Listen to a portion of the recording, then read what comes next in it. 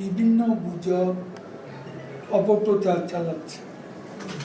দেশ বিরোধী একটা মহল চলমান সংকট জিয়ে রেখে ফায়দা লুটার তৎপরতা চালাচ্ছে।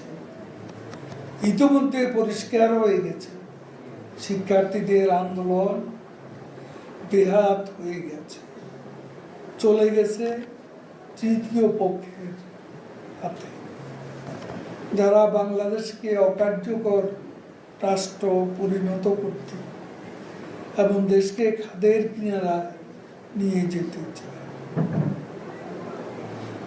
এই অশুভ শক্তির অশুভ তৎপরতা আমরা সফল হতে দিতে পারিনি। আমাদের প্রিয় মাতৃভূমি স্বাধীনতা, সার্বভৌমত্ব, মুক্তিযুদ্ধের মূল্যবোধ, স্বাধীনতা আদর্শের প্রতি আমাদের কমিটমেন্ট শতভাগ। আমরা শিক্ষার্থীদের নিকট দায়িত্বশীল আচরণ প্রত্যাশা করি। তারা আগামী বাংলাদেশে নেতৃত্ব দেবে। দেশটি আমাদের সকলের, কোনো পক্ষকে বাদ দিয়ে নয়, বরং সকলের সম্মিলিত প্রয়াস এগিয়ে যাবে আমাদের এই বাংলাদেশ।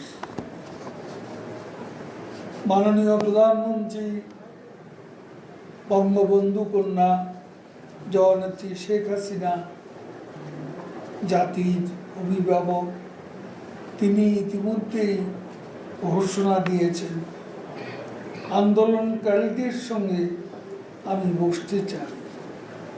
আজকেও পেশাজীবীদের সঙ্গে মত বিনিময়ে সময় তিনি একথা বলেছেন। আমি তাদের কথা শুনতে চাই, কোনো সংঘাত চাইনি।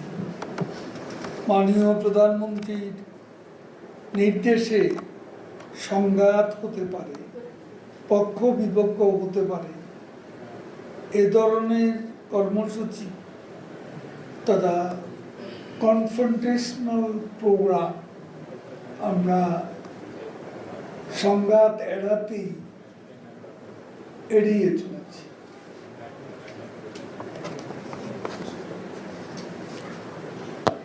বিভেদ নয়, আমরা ঐক্যে বিশ্বাসী, যারা স্বাধীনতা, সার্বভৌমত্ব, গণতন্ত্রের প্রগতিতে বিশ্বাস করেন, তাদের সকলের ঐক্যবদ্ধ প্রয়াস আমরা চাই। আমাদের ভুলে গেলে চলবে না সর্বকালের সর্বশ্রেষ্ঠ বাঙালি, জাতির পিতা বঙ্গবন্ধু শেখ মুজিবুর রহমানের নেতৃত্বে ৩০ লাখ শহীদের রক্তের বিনিময়ে আমাদের পূর্বপুরুষরা এই স্বাধীন বাংলাদেশ বিনির্মাণ করেছে। বঙ্গবন্ধু কন্যা জননেত্রী শেখ হাসিনার নেতৃত্বে আন্তর্জাতিক পরিমণ্ডলে বাংলাদেশ